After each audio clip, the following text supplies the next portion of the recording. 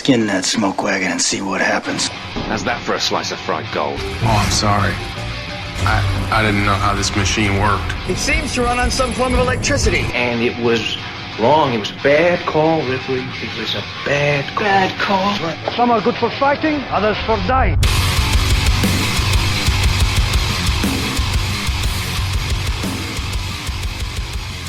It's Just Two Movies. Welcome back to another episode of It's Just Two Movies. My name's Daniel King. It's the Ween. We're doing the Halloween episode.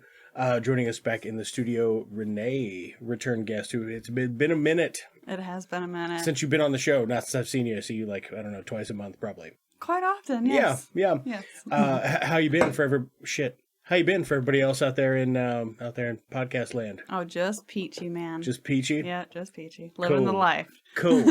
So, if you're not familiar with the show, what we do is we watch a good movie and then a bad movie.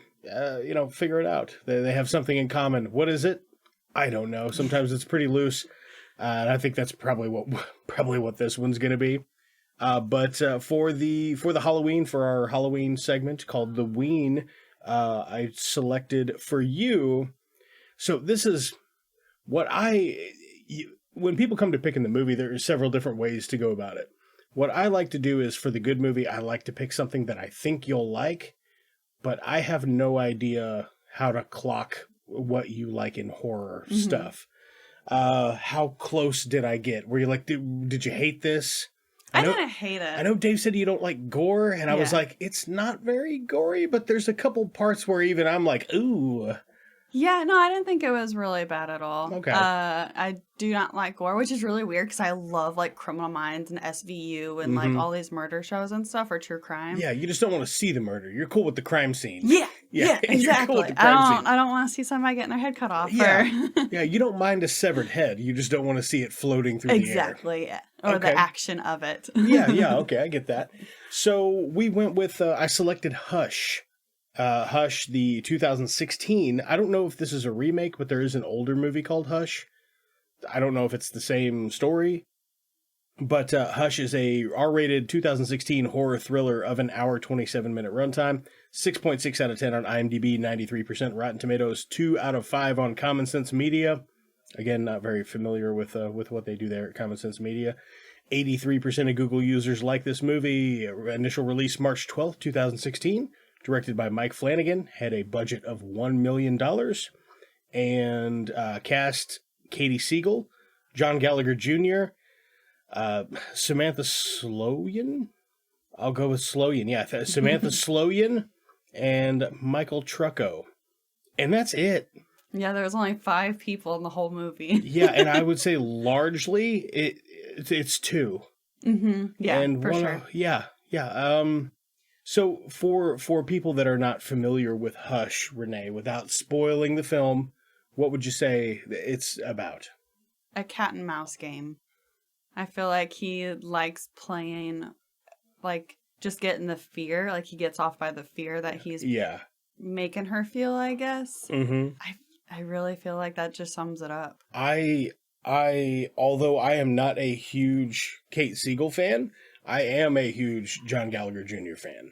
See, I never heard of him before. I like him in he just pops up in weird shit because I watch a ton of movies. Mm-hmm. So he pops up in lots of weird stuff. And I gotta say, he's been in a lot of movies that aren't great, but honestly, he's the highlight of them. Yeah. I watched a movie recently. It's like a new Winona Ryder horror movie, and the name of it escapes me. But he's great in it. And Winona Ryder, she's kind of all over the place. Mm-hmm. I do like Winona Ryder, but it's a weird role for her. But John Gallagher Jr. is fantastic in it. I think he's great in this too, but he's really, really stepping on the creep. Oh, yeah, for sure. Stepping on the creep vibe. Yeah. So I think from here out, we're just going to go full spoilers all the way. So if you have any interest in watching Hush, it is on Netflix. So easy one to watch. Mm-hmm. Although we are about to spoil the whole movie, I think a lot of the delight in this is actually visually seeing it. Oh, for sure, yeah. Especially since it's largely silent. Mm-hmm. Yeah, so I think even after listening to this spoilery review, I think it still has watch value. So I think it's the kind of thing you could stick around for the review and then also still go watch and still, enjoy. So yeah, let's go ahead and kick off into it. I'm curious what you thought about how they portray, like the portrayal of her being deaf and mute. I like how they did it. Like, you kind of, like, when the movie's starting, you have her cooking and, like, the food sizzling and stuff, and then it kind of fades into silence. Yeah. So going into the movie, she's, like, cooking and sizzling and stuff. Oh, yeah. And making quite a feast. Yeah, even though she burns it. Yeah, she does burn it. She's doing rack of lamb, asparagus, and risotto. Yeah. Which is weird. Cooking being deaf, I think, would be weird. Because you can't hear the sear or... I guess it's more sight and smell than audibly, I guess. Yeah, I feel like you just have to adapt. Like, maybe start off with something small and then progress into and just kind of figure it out. I don't know. But I couldn't imagine. I mean, I'm a shitty cook with all of my senses. I can't imagine, like, being deaf and trying to cook, too. No, she gets a little distracted and burns her fucking epic looking fucking meal. So her neighbor pops by, and I think I have a note about that. Oh yeah, yes, Sarah from next door. So the smoke alarm starts going off or whatever, and I like the part about this that I like is the portrayal of how they will.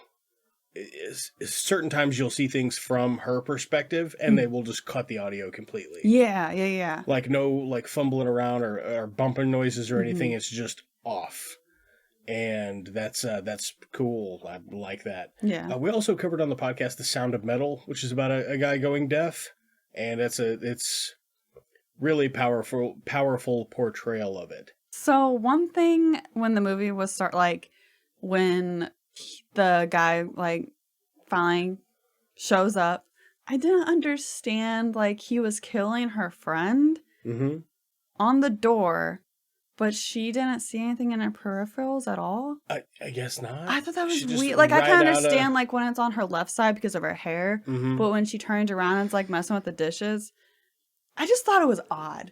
Especially, being deaf. I don't know if, From the vantage, it seemed like surely she would have had to have seen something. Yeah. Yeah. Because he's, slamming her up on the thing and stabbing or, the shit out of her. Or, the vibrations or something. And then, he drags her body off, but there's no blood. Yeah, that was the first thing where I'm like, well, that's a miss. Yeah. There is blood. It's like...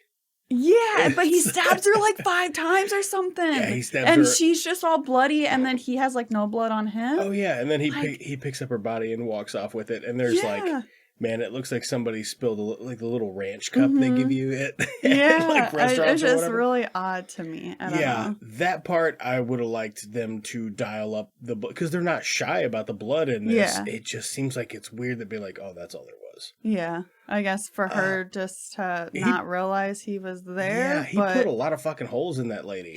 Yeah, he did. That's how I'm like, okay. So the physical aspects of the effects in this that they do, I like a bunch of them, and some of them I'm like, that doesn't look good. Yeah, there are a couple that I'm like, that looks bad. Yeah, like bad. Fast forward, there's a part later where she's imagining that guy killing her with a rock. Oh yeah, and it looks dog shit. Yeah. It looks real bad because you can tell he's not swinging the rock hard enough for it to be a kill, and there's blood spatter, but it's late. Or just that whole sequence I was like, this is not great. Yeah. So there were a few things in this movie that I can kind of pick apart and be like, all right, well, I'm not crazy about that, but I really like the mechanic of her being deaf and how they switch back to here's her perspective and it's just stone cold silent. Yeah. Or later when it shows her writer's brain or whatever, it's just her internal monologue. Yeah. Well, they play into it she wasn't born this way. She got meningitis when she was a preteen or whatever, and that's why, whatever. Yeah. And so I like I don't know if you would call it foreshadowing, but the fire alarm going off and then her talking about her writer's brain about the different endings and stuff like that. And then it brings it back to the end of the movie. And I really liked how they did that too. this movie is tropey, which a lot of horror stuff is. There's not really much you can do about that. So they play to the tropes deliberately, I think, a lot of times. And I think this one does a pretty good job of it, but there are parts of this movie that you just have to let go. Like, you're 10 minutes into the movie that you're like, oh, this is a final girl scenario. Yeah. Okay, got it. I've seen that 100 times. But I think it's done tastefully because she's not a badass. You know what I mean? Yeah. She's not possessed by a demon or swayed by vengeance or anything. She just is trying to survive. She's just a normal deaf girl. And can you imagine how scary it would be, like, having a stranger and being deaf? Oh, and then not, like, knowing how much noise you're making, where they're at. Like, fuck that, man. Yeah. Oh, my God. Yeah, the bit where she's like... So, okay, the guy's got her in the house. He comes in the house at the very beginning of the movie, and he takes her phone. Yeah, and he's just, like, phone. Standing behind her and like, tapping the knife. And then he goes back outside. Yeah. And then he stays outside for all but, like, the last 5 minutes of the movie. Yeah, because he knows he can get her. So he's like, he wants to play with her while, make her think that she's safe or whatever. Because he legit tells her, I can come in whenever I want. Yeah, I can come in and get you whenever, and I'm going to. But not just yet. We're going to have a little more fun. Oh, yeah. He's like, hoists her. She goes upstairs or whatever, and he's got her dead friend, and he's like banging on the... Okay. Like using her fucking limp arm to fucking bang on the window. I think 100% that was the scariest part of the whole entire movie. Yeah. Was just seeing the dead girl just fucking knocking on her window. What? Just covered in blood. Oh, yeah. And her eyes open. That was some pretty badass shit. I really liked it, yeah. There's a lot of really fun, well, I probably shouldn't say fun, it's probably the wrong word, but there's some really well done, like, violent stuff that's in it when he stabs that dude in the neck. Oh, yeah. So the neighbor girl that gets killed, he's got her body out there or whatever. So eventually her boyfriend comes by the house and he's like, where the fuck is my old lady at? Kind of thing. And then, okay, so this whole sequence, the boyfriend comes by. I don't remember his name, but he comes by and he's like knocking on the door and he sees her and the guy outside the house had communicated and she'd written some shit on a glass door. Yeah, like I didn't see her face. Yeah, in blood or whatever it was. And the guy's like, the boyfriend, he's looking at it, he's like, whoa, shit, what the fuck happened here? And then the killer guy comes around the corner with the flashlight and he's like, here's where I can see him, like just impersonating a police officer. And then when he gets up to the porch, I would have been like, you're not a fucking cop. First fucking words out of my mouth is, you're not a fucking cop. Yeah. Because the boyfriend is humongous. Yeah. He is a big ass motherfucker. And the other dude even says to it later, he's like, yeah, I wouldn't have stood a fucking chance. Yeah. I wouldn't have stood a chance. Thankful to you because you knocked on the door and distracted him for a second. Right. And then he goes and just fucking stabs him right in the neck. Yeah. And it's very like so... slip. Yeah. And then he's like, whoa, easy, big fella. Easy. Yeah. It's over. It's done. Fucking it's done. squirting blood. Oh. Yeah. When he's like, it's over. It's over. It's done. Yeah, and the guy still fucking wrestles him. You're already dead. You're already dead. Just fucking simmer down, big fella. I was like, fucking, that is ice cold, man. Ugh. Yeah, that's a bad way to go. Just fucking bleeding out. Ugh. Yeah. Yeah. Yeah. So he's like, later she grabs his crossbow and he's got like hash marks in it. I know. Like, I guess, so he's just like casually murdering people. I wish they would have elaborated a bit on like, his past. Where'd he come from? That's another thing I notated. They're in the middle of the woods. Yeah. Where the fuck did he even find these people at? I don't know. I thought it was really odd. Like, he just stumbles up on them, like, while he's in his murderous rage thing. Like, does he live in that town? Or surely you don't know anything about him. Surely he's, like, cased the joint out. You know what I mean? Yeah. Like, he didn't just happen upon this, I don't think. Yeah, but if he did that, wouldn't you think that he would know that she was deaf? If he would, like, watch the house? Yeah. Maybe? Yeah, but I don't know. He doesn't know. Like, he discovers that she's deaf when he's killing her friend. Yeah. And he's like, oh, fuck, she's right there. She didn't even hear us? Yeah, and just tapping on the window and her just not even paying attention. Yep. And then she's like, oh, she writes on the door, whatever. Didn't see your face, leave. Yeah. Leave now, boyfriend coming home, won't tell anyone or whatever. Mm-hmm. And he just takes his mask off. Which, I feel like that was a mistake. Because once he took that mask off, I feel like it kind of killed the creep vibe. Yeah. Like, and of course he was a fucking white guy. I don't know why it is. It seems like white people are just the craziest. All the serial killers and stuff, they're always fucking white, man. But the mask, I felt like, just made him so much more creepy. It gave him a little bit of a supernatural element to him. Like, whoa, who's this? Yeah, and I feel like they should have, kind of like Scream. I feel like they kind of should have kept it on just to, I don't know. Well, this is very in the vein of Scream, but I guess more sinister intent. Because this guy's just fucking chaotic evil. Yeah. Like, it finds a house out in the middle of nowhere, and he's like, I could probably torture this person for sure. for a long time, and then murder them at my leisure, and get out of there before the cops show up. Yeah. Let's do that with my Friday night, or whatever his deal is. The guy's just a fucking lunatic. But I know what you mean about because the mask is fucking creepy. Mm-hmm. And then when he does lose the mask, he slowly, like, gets more creepy, like the further it goes. Yeah, like his personality and his facial expressions and he says I guess really creepy shit. Yeah, I guess that's probably why they did it, just to give him more of a visual, I guess, instead of just wearing a mask. But I do feel like they did really well since there was only 15 minutes of dialogue in this whole entire movie, with the music and like the scenery, I guess, of just making it, I don't know about terrifying, but just creepy.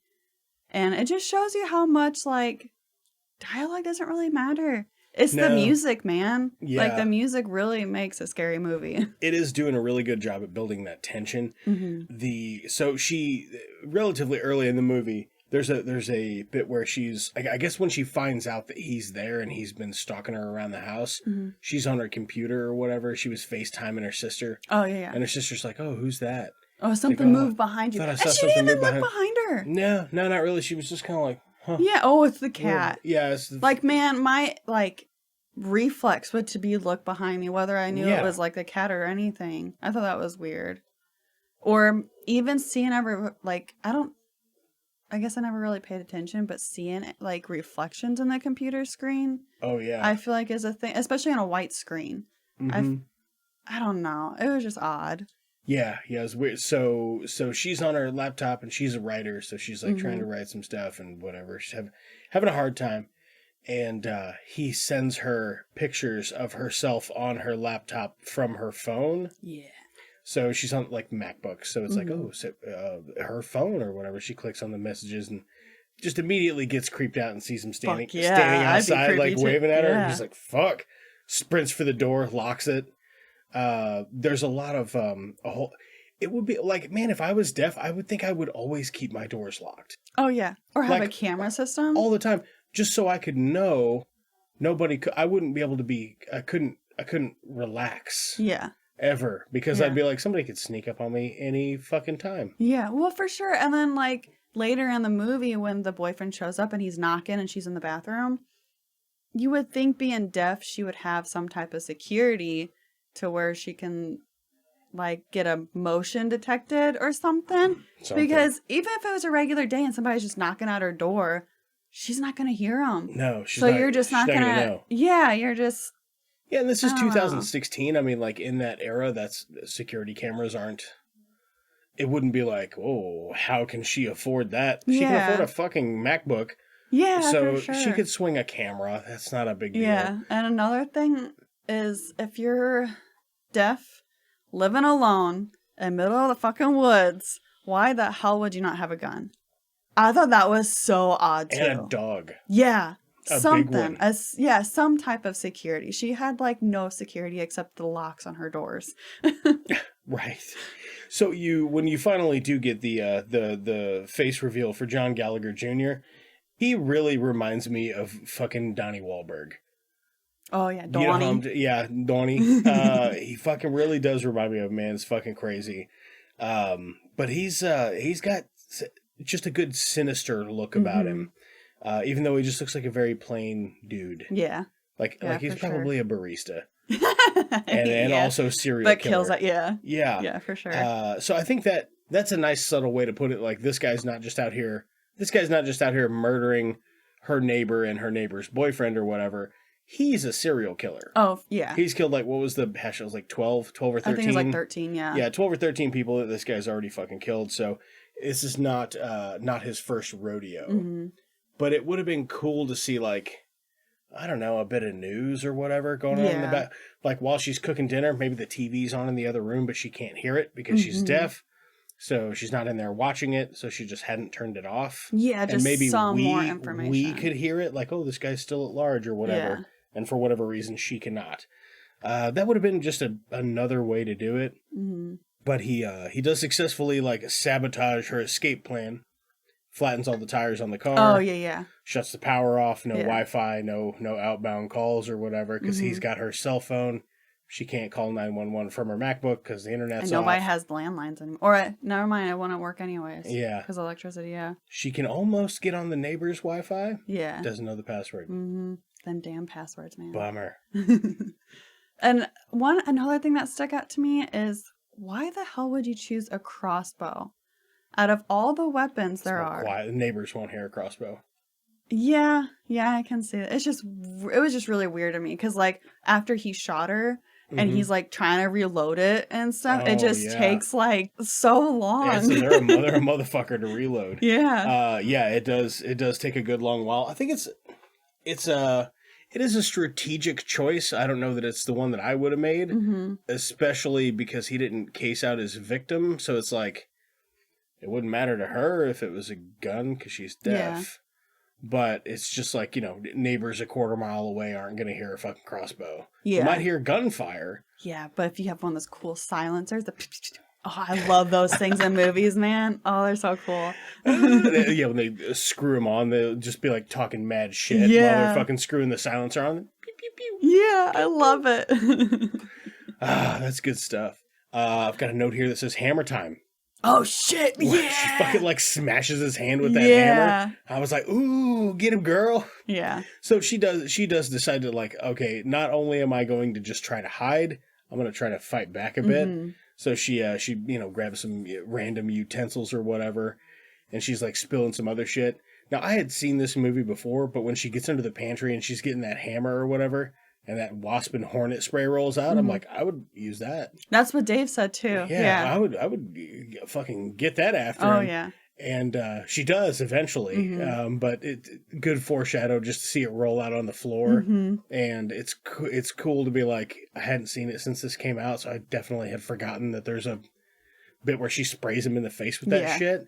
That's cool. Dave mentioned it too. He's like, just use that because that shit does spray like 20 feet too. Oh yeah, so it's effectively it's a long range. And I can't imagine how much it would hurt your eyes. Oh my god! I mean, hairspray kills my eyes. I can't imagine fucking wasp and whatever spray. Right? Yeah. Alicia was like, should have got a spray bottle full of bleach. Yeah. I was like, god damn. All right. Let's see here. Yeah. So Sarah's boyfriend shows up. Million red flags in that scene, man. When the guy's like, oh, can I use your phone to call for backup? And then obviously doesn't make a phone call and then puts the guy's phone in his pocket. And the guy's like, hey, can I get my phone back? And then he doesn't check his phone to see that the guy didn't make a phone call. Yeah, and say that whole situation, like, one, why would a cop be wearing some sketchy ass like leather gloves? He wouldn't. He did not have a uniform on. He did not have a walkie-talkie. There was not a cop car anywhere. Yep. It was just all why. Or even, ask for a badge. He didn't have a gun either. Anything. He didn't have a gun either. He had a flashlight. Yeah, like... What shit. Literally anything. And you're just... Beat him up, tie him up. Yeah, that's what, like... I don't know. I don't know if it's from watching too many cop shows or what, but... Man, if anybody comes up to me like, I'm a cop, show me identification. Yep, let's see it. Because I don't trust anybody. 3 forms, and I'd like to speak to your supervisor. If at all possible. Real. Is the sheriff available? Yeah, and like, why don't you have your own phone? Like, not just a walkie-talkie, but your own phone. Like, the whole thing was very weird. Yeah, he's like, oh, God, hit me like a freight train, big fella, about your size. Yeah. Man, who really knocked me for a loop? Who I tell you, who? Yeah. Man. And then he's just trying to make small talk with the guy. Yeah. And when he's like, oh, he finally figures out something's up. Mm-hmm. He grabs a rock out of a potted plant, and he's like, I'm going to brain this son of a bitch. Yeah. He's like, oh, yeah, I think she keeps a spare key down there in that other potted plant. Yeah. Why don't you check? I don't know. I don't know if it's in there or not, but why don't you check? As the killer guy, I would have been like, he knows. Yeah. Yeah, for he sure. 100% knows, Yeah. and he's going to attack me. Mm-hmm. Yeah, I don't know. There's some weird choices in it, and it's weird that this thing is like... I do like this movie. There being a bunch of weird choices in it, I think it's strange that it's got a 93% on Rotten Tomatoes. That is very high. Like, when I looked it up, it just had raving reviews of, like, it's so good, like... And it was good, don't get me wrong, yeah, but... it's fine. Yeah, I'd give it probably like a 6. Yeah. Now, if I for myself was going to pick just a really good horror movie, this would not make it on the list for me. Yeah. But I thought that maybe you might be into this because I know you're a writer and you like writer stuff. Mm-hmm. And it's, somebody's a writer or whatever. Yeah. And it's the final girl, and what girl doesn't love a strong female lead character? Oh, for sure. And she's a fucking fighter, man. I loved it. Yeah. I really did like that. Kate Siegel, who just has the breadth of her career is pretty much like horror movies. Oh, wow. But have you seen Midnight Mass? Mm-mm. Oh, I would have thought you I knew would that have was been her into... book. That was the name of the book in her in the movie. Was Midnight Mass. Really? Yeah, I read that on the IMDb notes. That is funny. Yeah. Yeah, it looks like she's credited. Her and Mike Flanagan are credited for the screenplay. Oh, nice. Yeah. Okay, very cool. So I wonder if she helped write some of Midnight Mass, which has been a hugely successful Netflix original series. And it's quite good. Huh. It's quite good. It's a little self-indulgent with the writing. There's like one episode in particular that I'm like, oh my God, I fucking get it. You know big words. Yeah. You know big words and you know how to use them. Good for you. Normal people don't talk like this. Yeah. You know what I mean? But the actual show itself and a bunch of the writing and the character development's really good show. Nice. It seems like something you'd be into, though. Yeah, I'll probably check it out. It's like a benevolent evil kind of thing. Maybe vampires. Ooh. Yeah. Pretty good stuff. Nice. I'm curious how much money this made. Hush box office, $13.6 million. Nice. And the budget was only $1 million? Yeah, budget was only $1 million. Yeah. Yeah, that's helpful, I'm sure. Oh, and filmed in 18 days. I read that. That's crazy. And blew my mind. That's crazy. Yeah. I wonder how long it took him to edit the whole thing. Because Yeah, a lot of a movie like that, a big portion of your budget is how many days do you need to shoot. Mm-hmm. So that's probably a large reason as to why they got it in just right under $1 million. Yeah. Well, and only having 5 people, and it's like all based in one place. Right. Yeah, exactly. So they Yeah. didn't have to shoot a bunch of different locations or anything like that. It's good fucking flick though, man. I had a lot of fun with it. It was a fun revisit. Although if somebody was like, Danny, just pick a great fucking horror movie, I wouldn't have picked it, but it was a really fun revisit. Yeah. Because Alicia and I were sitting around thinking like, what kind of thing do you think Renee would like? And Alicia's like, remember that movie where the girl's deaf and there's that guy fucking stalking her outside the house? And I was like, I bet Renee would like that. Yeah. Yeah, and that's right up my alley. Like the little thriller jumper. Like I love Disturbia, which I know a lot of people didn't like that one with Shia LaBeouf. Disturbia. It's where he's like on house arrest. Yeah. Yeah. I love that. And there's like a serial killer across the street. I love that one. Prom Night I thought was really good. Prom Night was the one. It was a remake, but it's the one where she had like a stalker and she goes to prom and he like tries to kill her and shit. And so I really liked it. But yeah, just like little not over the top scary movies, but just the right amount of, scary. Throw a couple other ones at me that you like. Like, have you seen any in the last like couple of years that you're like, actually I'm into this? No. Did you watch Fresh? No. Fresh, I say I think it's called Stepfather. That one was good. Stepfather. Let me look that one up. It has the guy from, oh my God, what's You and Gossip Girl? 1987? No. Well, that's The Stepfather. Stepfather movie. 1989, 1987. Maybe it wasn't called Stepfather. 2009, maybe? Yeah, 09. Oh, The Stepfather. Yeah, it's got Penn Badgley in it. Mm-hmm. Dylan Walsh, Amber Heard. I have seen this. Is this like a Lifetime? I think this is a Lifetime movie, isn't it? I don't think so. At least not the one I'm talking about. Can I see the thingy-majig? The thingy-majig? Yeah. Like that? Yeah, I think that's it. Yeah, because Dylan Walsh is the stepfather. I do remember this. Penn Badgley's the son. Mm-hmm. Yeah, and he like marries the mom, and he's like a serial killer, and Yep. just the right amount of like creepiness. I guess I like creepy and not really like scary. Fresh would be a good one for you. I think we're gonna cover that on the podcast maybe next week. Nice. We might wind up doing Fresh. So if you want to get a jump start on it, that is on Hulu. Okay. And stars, let me pull it up here real quick. A 2022 movie starring Daisy Edgar Jones and Sebastian Stan. Sebastian Stan sounds familiar. He's the Winter Soldier. Oh, okay, in the yeah. MCU movies. And Daisy Edgar Jones is, I believe she's in 50 Shades of Grey, or am I thinking of something else? She the mom? No, she's the girl, I think. Nope. Oh, no. I was like, not the main girl. No, that's Dakota Johnson. Oh, she's in Where the Crawdads Sing and Normal People. I heard Where the Crawdads Sing was good. Under the Banner of Heaven, which I have not watched. Cold Feet, War of the Worlds, Pond Life. I don't know. She just looks vaguely familiar, but she's very, very good in it. Great movie though. I think you'd have fun with that because it's like lighthearted and it is creepy. Yeah. It's not real heavy horror, but it's creepy as shit. Nice, yeah. Yeah, and I figured out I like serial killers and stalkers, like in my movies. Yeah. I love a good serial killer, like pretty much any kind of. Oh, for sure. Like the crazier they are, the more I'm into it. Like just fucking feed me the weird, man. Let's get out there. Yeah, I think that's why I love Criminal Minds so much, because some of the shit that they show, like there's this one guy that. Did you guys ever watch Hannibal? No, I want to so bad. I wanted. That first season's fucking amazing. Yeah, and say I've never even seen like Silence of the Lambs or anything. Oh wow. Yeah, which I really need to. But I heard it was really gory. Hannibal. It is. No, Silence of the Lambs. For the day, yeah, super fucking gory, and it is gory and disturbing still to date. But I would say it's not. It's not. It's not that bad. There is definitely some gore in it for like the day that they made it. It would have been absolutely abhorrent. Okay. But that kind of stuff, it just, I don't know.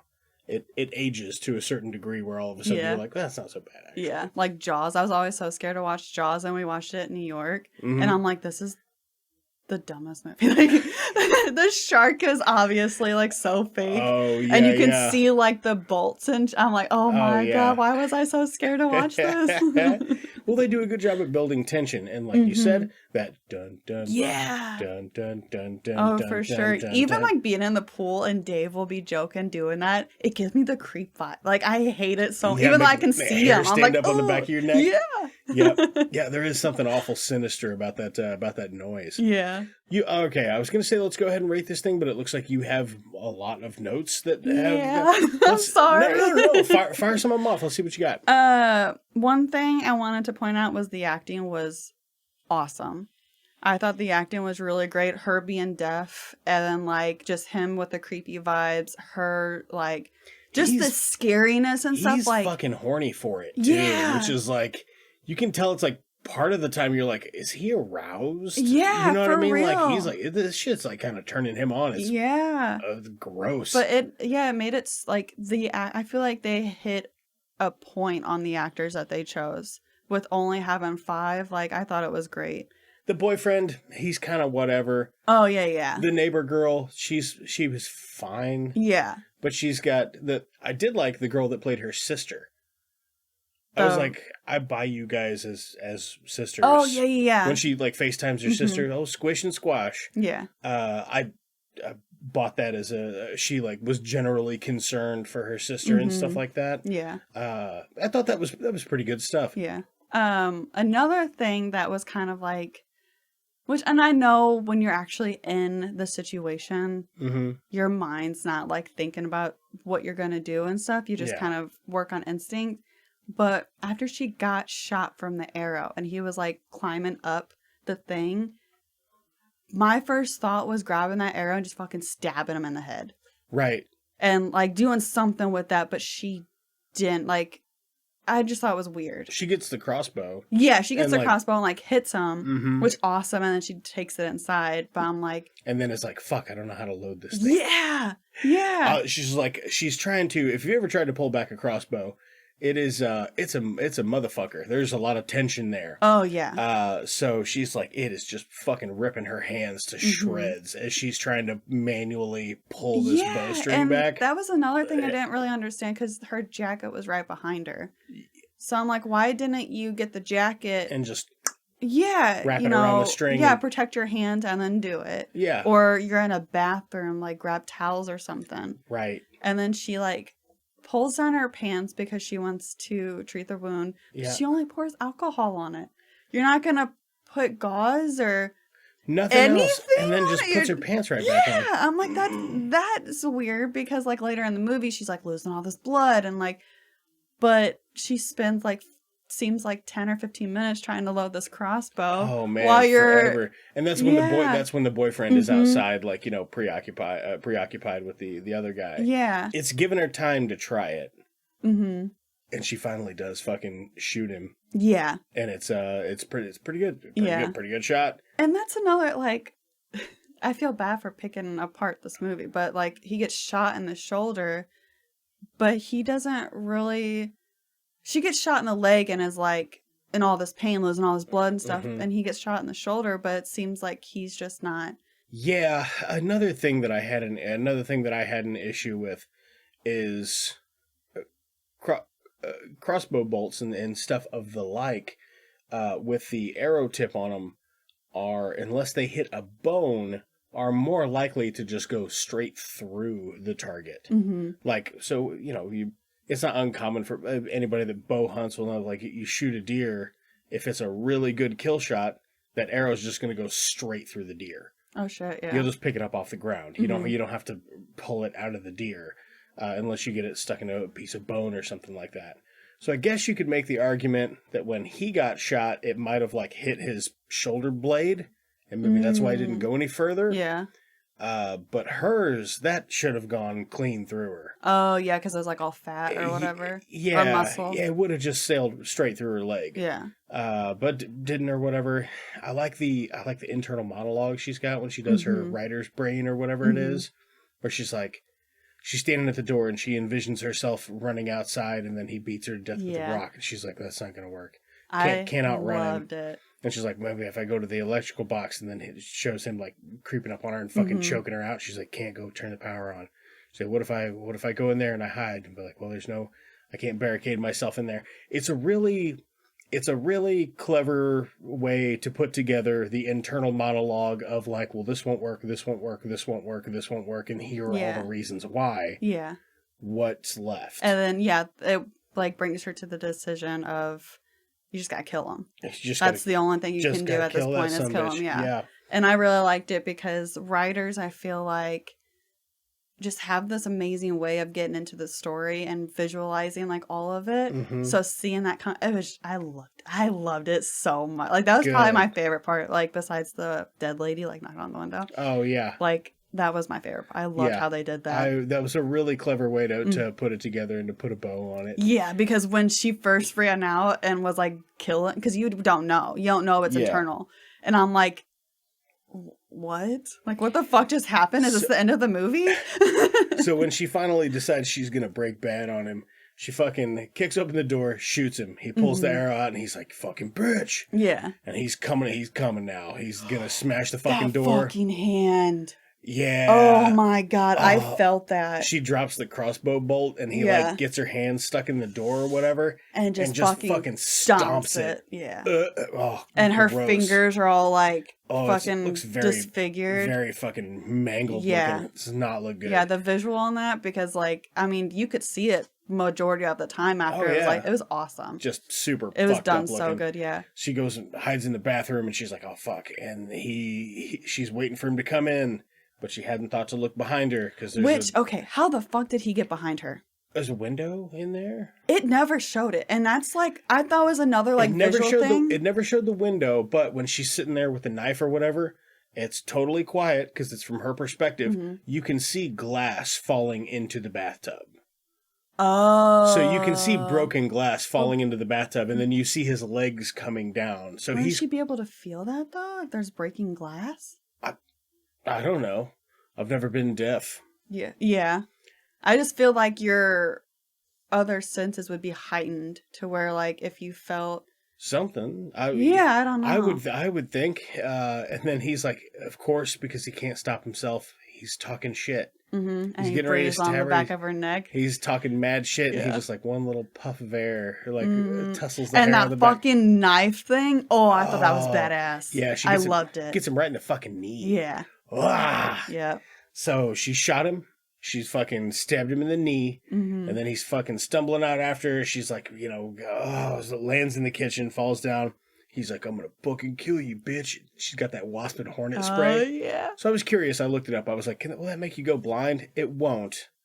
But it burns like a motherfucker. It's not gonna tickle. And it's like, it's a oil-based substance. Mm-hmm. So the more that you rub it, the worse it would get. Oh, yeah. It'd be like you would have to immediately fucking flush your eyes with something that's gonna take it out. But you would just be smearing it in. It's like trying to wipe up butter. You ever drop a stick of butter on the ground? Yeah. Like a stick of room temperature butter. Yeah, and the more you wipe it, the more you wipe it, the more it just goes everywhere. That's how I feel about those fucking like school brown paper towels that you used to have. Oh my god, those things are shit. They were. I feel like they made the mess way more worse than Yeah, usually so with that sort of thing. Just beautifully done there. So when he's disoriented with the wasp and hornet spray in his eye, she grabs the fucking smoke detector from earlier that has like a strobe light on it. And it's so fucking loud. Oh, it's so fucking loud. Slaps the battery back in that puppy. It's like, wow. She's just like flashing it in his eyes because he's not deaf. So he's fucking really fucking him up because he's blinded. So what he is seeing is like strobe lights and nothing because he just got that shit in his face. He's hearing that noise. He can't fucking hear anything else. And does she attack him with something else there? I feel like she hits him with something. I think so too, but I don't remember, honestly. Maybe she stabs him with an arrow again or something. Anyway, he knocks her to the ground. He knocks her to the ground, and he is strangling the ever-living motherfuck out of her. Good portrayal of her, like, heartbeat slowing down and stuff, and then she just grabs that fucking corkscrew and fucking in the neck. Puts it all the way through his fucking neck. I really liked that visual. I was just like, yes! Fucking yes! Yeah! Hell yeah! Yeah. And that's how a good survival tale, you know what I mean? I like that stuff. It's cool when you root for them and somebody gets like murdered brutally and you're like, yeah. Motherfucker! And saying, another thing I super love that they did was, like right after, I don't know when it was, but she typed out like his features. Oh, yeah. I love that. White male, red hair, 6'3". Eyes, tattoo on the neck, and then she's like, "Love you, mom." Like I got chills. Like, can you imagine? Fighting. Yeah. Like I loved how they did that. Yeah, she's like, this probably isn't gonna. Yeah, because I'm gonna die. And honestly, a lot of it was luck. Oh, for sure. A lot of it was luck. It's luck that she was in reach of that corkscrew. It's luck that guy is so much of a fucking egomaniac. He can't just like drop in there and stab her. He had to like talk shit first. A lot of it where she fucking, because when she's running into the kitchen, she passes out. Yeah. She doesn't strategically crawl over there. She just like fucking faints and then comes to and just has that spray. Yeah. Just magically, that's where she fainted because she was going for a knife, and not like another kitchen knife or whatever. So a lot of this shit's just like happenstance. Yeah. But it happens luckily. Yeah. Which is, I guess, you miss 100% of the shots you don't take when you're fighting for your life to survive from some creepy guy. Yeah. I bet he'd bang her corpse or whatever. He's super creepy. Yeah, I can imagine. He'd love it. Or he'd just go jerk off in the woods afterwards or something. I don't know. Fucking weirdo. So, I mean, that's kind of how it wraps up. And then, she's got a kind of ending for her book, obviously. Midnight. And she's just and like... The book she's working on is Midnight Mass, huh? Yeah. Oh, no, it was the already published one. The one that the friend borrowed. She brought back and it was called Midnight Mass. I'm like 90% sure that's what it was called. Okay. But I also thought it was funny and kind of ridiculous that she's like passing out this whole time. She got strangled, but then she's just sitting out on the porch with her cat when the cops come. Yeah. I'm like, you were literally like just almost dead. Like, how are you just sitting there? She should have been passed out. Yeah. She should have just like fainted or whatever. Yeah. And then just been like her getting put on the gurney or whatever. And they're like, you're going to be fine. That'd have worked. Yeah. So how many thumbs would you give it, Nay? If you had out of 5? Crossbow thumbs? Out of 10. You have 10, out of 10. You have 10 fingers, but they're all actually thumbs, and those thumbs are all like little crossbow thumbs. How many crossbow thumbs? Thumbs? I think I'd give a 6 crossbow thumbs. 6 crossbow thumbs, okay. I'm going to go just a smidge higher. I'm going to give it a 6.5. Like I said, this is not really in my avenue of what I would consider to be fucking amazing horror, but as a revisit, it's brisk. It mostly makes sense. Yeah. Some of it kind of doesn't have to, so that doesn't really matter. The acting's great. The acting's great. I was really impressed with the sound design. I had fun watching it. Yeah. Watched it with my kids, so this is one you can check out with your kids. She also liked it and was terrified of it. Yeah. The whole time she was like, when she's like got her dead friend and he's like hitting her hand on the window, she's like, hit her eyes. It was fun. I had a lot of fun watching this. So we're going to go watch another thing that looks like less fun, but it looks about as 2006 as you can possibly get. Woohoo! 06, baby! We're going to go check out When a Stranger Calls. And we will be right back after a little bit of heavy metal music.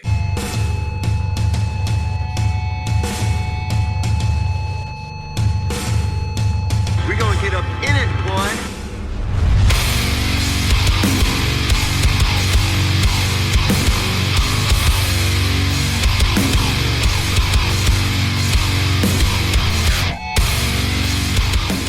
So When a Stranger Calls, like everybody that calls is a stranger, though, because when you're like, hello, who is this? Especially in 06 when it's landlines. Oh, hell yeah.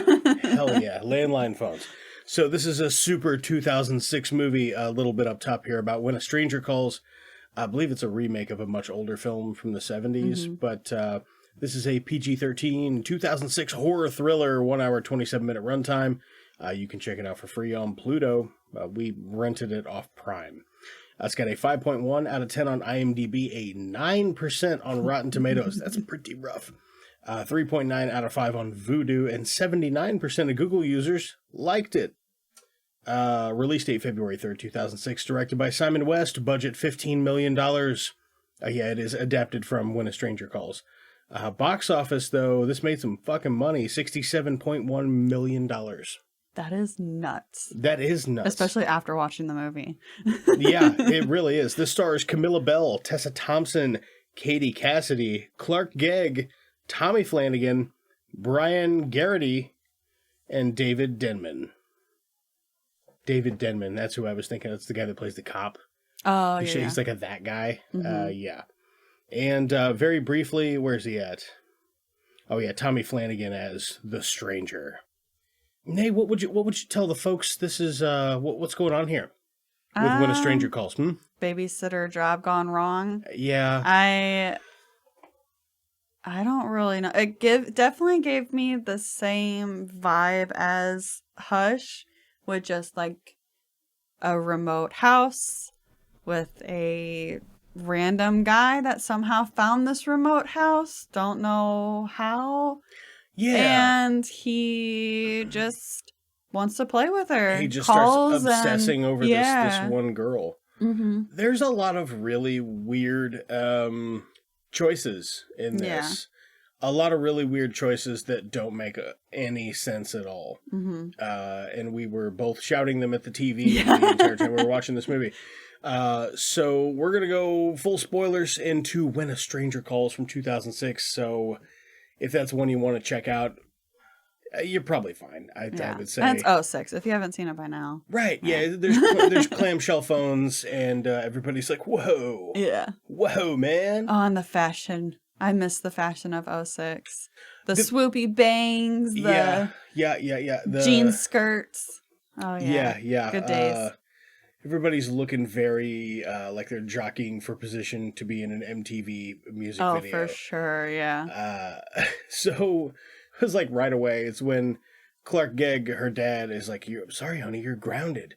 And she's like, Dad, and he's like, you went over on minutes. Oh, good old minutes. Like, fucking goddamn. good old fucking minutes, huh? He's like, yeah, you fucking went way over. You know how much that cost? It was a lot. Yeah, she went over by 800 minutes. Yeah, that's not an accident. That's that's reckless abandon. Yeah, and if you've ever had minutes before, you know how fucking expensive they are. Gotta wait for the fucking free nights and weekends, baby. Yeah, I can fucking get fucked with that. That's crazy. Yeah. Now everything's unlimited. Didn't used to be that way, kids. You had to pay by the text message. Can you imagine? If you didn't have a text plan, they were 15 cents a pop. Yeah, or you got like 200 a month or something. Oh, Can you imagine doing that now?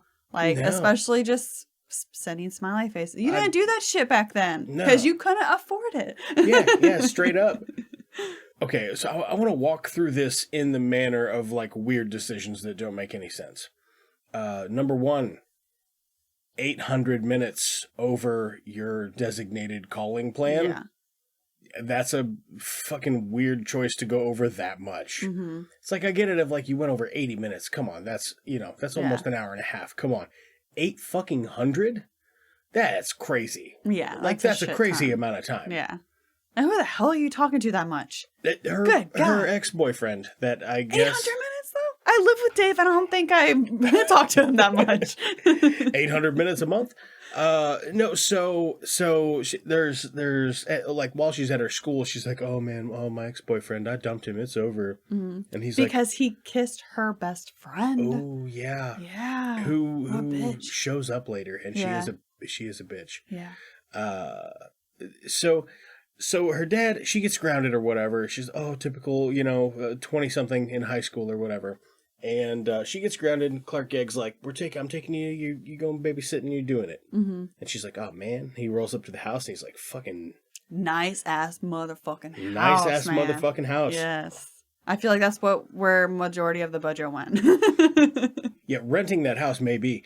So the homeowners seem like nice folks, and when they're like giving her the tour of the house and they're like, oh yeah, our live-in maid or Camilla or whatever her name, Rosa, our live-in maid Rosa, who you see once, she's like, yeah, she's got a room on the 3rd floor, not 3 floors on that house. Mm-hmm. Thought that was weird. Just weird to say it. Like, obviously it was in the script. Yeah. And then they got to the house and nobody was ever like, people won't know there isn't a 3rd floor. You show us the outside of the house a lot. Yeah. It's a very nice fucking house. Not 3 floors on it, though. Mm-mm. So, I don't know. It's just weird. Maybe there's a hidden tower somewhere. Yeah, weird thing. Another thing I thought was weird as far as the conversation, and I think some of this stuff is like, fuck it, nobody's going to notice. But I do notice when the husband's like, Jan, have you seen the keys? And she's like, stop yelling. I've got the keys right here. And she walks into the frame. She enters stage right or whatever, and she's talking to the husband, and she's talking to the girl, and he's putting her coat on or whatever, and she's like, honey, keys? And he's like, oh yeah, like he has them. I didn't even notice that. Yeah, it's a weird, I just could remember, he's like, oh, honey, have you seen my keys? Yeah. And she's like, yeah, I got them, stop yelling. And then they have a little sidebar conversation, and then she's like, Jerry, do you have the keys? Yeah. And he's like, oh yeah. Huh.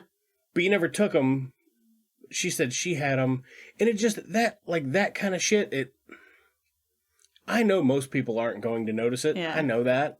And it's okay, because it is just an aside, weird, throwaway conversation that in no way, shape, or form affects the story. But how much more work would it have been to have her hand him keys? Yeah. You could have been like, anybody on set, toss me your car keys. They use those. Just hand the keys to him. He'll put them in his pocket, and now the scene makes sense. Mm-hmm. Very little effort. You know what I mean? Yeah. That's not a lot of work. I feel like that's how when TV shows or even movies, like, say they're wearing a certain hairstyle, and it's, like, on the left side in one, like, take, and then in, like, the next scene it's on the right side, and, like, that bothers me really bad. Because I'm That's like, kind of like the same thing. How hard is it to make sure it's on the right, like, on the same side that it was 2 minutes ago? Yeah, or just say a different thing. Just say a different thing. Just don't be like, keys, say a different thing. Yeah. Just be like, trash, did you get the trash? Mm-hmm. Or anything. Yeah. Literally any other words in the English dialect would make sense. Just weird, goofy thing to have in there. More stuff that I thought was goofy is the girl's there to babysit. Mm-hmm. Doesn't, like, ask to see the kids. She's just like, where are the kids? And they're like, oh, they're upstairs. And she's like, okay. Sleeping. Yeah, they're just getting over being sick. They're sleeping. Just don't wake them. And she's like, okay. Never goes up to check on them? No. Never, like, lays eyes on them? I think it was, like, almost the end of the movie when she finally goes up and checks on them. And the kids don't have any dialogue. They're old enough to talk. Mm-hmm. She wouldn't be They're like, just like, did you see him? Yeah. She didn't say nothing. They just were, like, hiding in a chest. Yeah. Like, kind of do screaming a little bit. Yeah, they just squeal and cry. Yeah. That's it. Yeah, they don't say anything. Fucking weird. And it kind of didn't, like, now that you said that, because they were hiding in the little chest thing, but they didn't say, like, why. Like, did they hear something? Did they see him? Did he put you in did he talk there? to him? Yeah, Yeah. like, did he force you in? Like, because they put pillows in the bed to make it look like the kids were still in the bed. So did the kids do that? yeah, Or it did didn't the guy explain come that in there at and do all. that? And then she would be like, what's he look like? Yeah. Just didn't say anything. She's just like, hi, I'm Jen, the babysitter. Uh-huh. Nice to And meet they're like, you. oh, I trust you. Okay, cool. Nice to meet you 50-something minutes into this. Yeah, yeah, for sure. But she's been at this house for the entire fucking movie. Mm-hmm. The stranger calling bit, it's a lot of heavy breathing. It's like what you think it would be. Not a lot of dialogue, a lot of heavy breathing, a lot of him hanging up. I want your blood on me. I want your blood all over me. Yeah, that's fucking pretty gross. Yeah. The guest house I thought was a neat inclusion because it's just a smaller version of the big house. Yeah. Like they have the same aesthetic, same build style and everything. I thought that was kind of cool.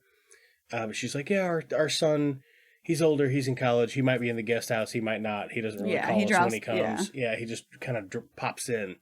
And she's like, oh, you have a son in college? Oh, super cool. I'm going to go to college someday. Yeah. I thought they were going to do something with that. Mm-hmm. Like, it just seemed like a very specific, like, not that Rosa lives in the guest house. Yeah, their son. She lives on the mystery third floor that doesn't exist. Yeah, on the secret But tower. randomly their son, who is like, about her age, Yeah. and she just went through a breakup or whatever, and it just doesn't go anywhere. He's not in the movie. He never shows up. There's a bit where she thinks he's in there, and then she goes over there to check it out, and it's just empty. There's nobody in there. Yeah. So it was the stranger or whatever. Mm-hmm. Fucking just so weird. Yeah. Like, just random. then why did you make it that? Why did you make it about your college age son? He even, like, from a previous marriage. So what happened when they were making this where they're just like, fuck all that shit? Yeah, because it's irrelevant. Like, through the whole movie, because it could have just been Rosa. They're just throwing a lot of shit away. Yeah. And they're just like, it doesn't matter. Nobody's going to notice. Maybe we'll tie this in later, but we'll see. Yeah, and I noticed a shitload of this stuff. Mm-hmm. And after, like, the 8th one, I'm like, what the fuck is... What the fuck is going on here? Yeah. Just really weird editorial choices, I guess. Like, it's just a weird way to do it. And for somebody to go, who cares? Yeah. Like, it's weird it made money like that. Yeah, for sure. I know one thing that, like, I notated too was the girl was scared enough to call all of the numbers on the list and then the police, but never checked on the kids beforehand until the stranger calls and is like, how are the kids? Like, Yeah. what? Did you check on the kids? Yeah, the original When a Stranger Calls is from 1979. And it's got a 38 on Rotten Tomatoes. Oh, it's probably better. yeah, it might be. Yeah, and the acting in it was pretty horrific. Oh, fuck, and then the sequel from 1993, When a Stranger Calls Back. It's like fucking almost 20 years later. That's crazy. Yeah. And that one's got a 57 on Rotten Tomatoes, so that's the best time the stranger called. What did the 09 sequel or 06 sequel get? Because I'm curious about that. Because which one? Rotten Tomatoes? It was like a 9 or something like that. The sequel was 2. Oh, I see When a Stranger Calls Back from 1993. That's the one that has the highest rating. Oh, so the 06 one never got a Stranger Calls Back 2? Or Stranger Calls Back? No, okay. not as far as I can tell. Okay. Well, that's good. 2006. Here we go. Let me get back in the... it's cool to see young Tessa Thompson, because we just did the Thor movies with Dave.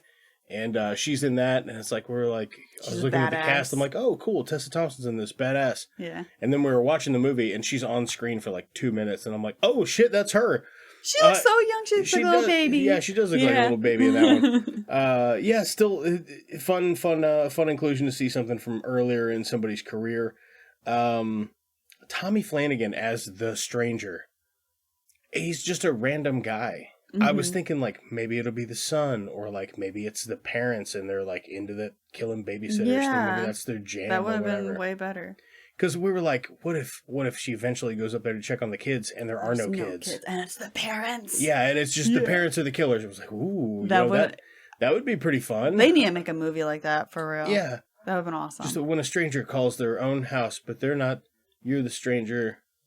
Because they're just babysitting. Yeah, and they just hire babysitters, but they're like serial killers. Yeah, because they want to drink their adrenochrome or whatever. Fucking make up a cult thing. That'd Who cares? Awesome. It would be more awesome than this. Because you're just like, oh, it's just a crazy man. Random guy that, found a random house. He's not like the janitor at the school, or he's not like a creepy bus driver. And that's another thing. It was a last-minute babysitting gig. Yeah. So it wasn't like planned. So how... I don't know. It just bothers me. She calls her dad. She calls her mom. She calls the restaurant they're supposed to be at. She calls the lady. Of course, they're in a movie or whatever, so she got her phone turned off. I did like the way that she fucking called everybody. Yes, because in a lot of scary movies, for some god-awful reason, nobody calls anybody. And they're like, oh, I'm just scared. I'm going to die. But I'm not going to call the police or anybody. I'm not going to call anybody about it. She did call the cops straight up. She's like... Some guys call me, it's really freaking me out. And they're like, well, there's not much we can do. Is he threatening you? And she's like, no. He's like, okay. Is he, like, using obscene language? She's like, no, he's just breathing. Yeah. Still fucking creepy, though. He doesn't say much. Yeah, it's super creepy. Yeah. Kind of creepier if you don't say anything. Yeah. I thought that part was played up okay. Him just being a total fucking stranger is just a real... missed opportunity and takes a lot of wind out of it. Yeah, for sure. Yes, he could just be a random psychopath out there in the woods. Okay.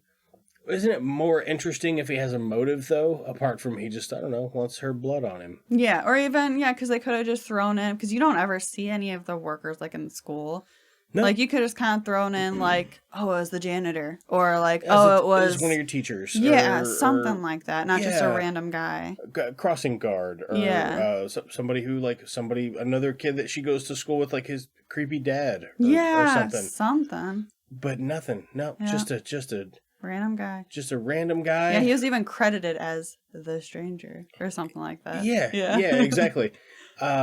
He's a creepy looking motherfucker. Big old scar, like a Joker scar. Yeah. Got a big, I don't know. I wonder what that's from. I wonder if I can find out. Tommy Flanagan, scar origin. You think it was real? Yeah, that scar is real. Oh, shit. That's a badass looking scar. Yeah, Flanagan was born in Easterhouse, Glasgow, the second of 4 children. He was in Altar Boy. His facial scars are the result of a knife attack outside a nightclub where he had been working as a DJ. Damn. Yeah, that's fucking crazy. That is crazy. Cut his fucking face up. Yowza. Yeah. Yep, real scar though on that guy. That's here's like, I mean, I feel like that's bad, but yeah, it looks. It's gnarly looking, you know what I mean? Yeah. And been in a lot of stuff, and that's always him as like sleazy, greasy looking dude with a gnarly fucking scar. Nice, yeah. It'd be a cool scar story though. You're like, actually, a guy fucking tried to cut my fucking face off. Yeah, for sure. He'd be like, Jesus, looks rough. Oh, you should see the other guy. Yeah. You know? Can you imagine though? Like, cause I mean, for it to scar like that, it would have to be pretty deep. And you're like, was his cheek just like flapping? Yeah. Just a flappy just cheek? saw like the whole like side of his jaw or like his gums and shit. Yeah. Like Two-Face. Mm-hmm. That'd be nuts. That would be pretty creepy as well. So, what I would like to know, I don't have a whole lot else to say about this as it is.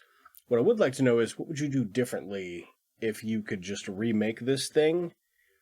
Because there's some parts about it I do like. I think a lot of the charm that it has is just like, holy shit, remember 2006? Yeah, for sure. That's a lot of it. Yeah, it's like nostalgic.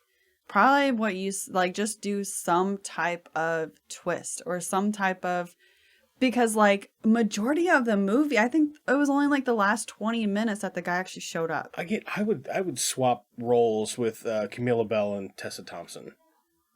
Tessa Thompson seemed like a real person. Camilla Bell was just like super fake, just very fake, and not didn't really have any emotion about anything either way. Her tear, good God, her tears. Oh yeah, that's pretty rough. Yeah, I think the like, I'm trying to figure like genuinely.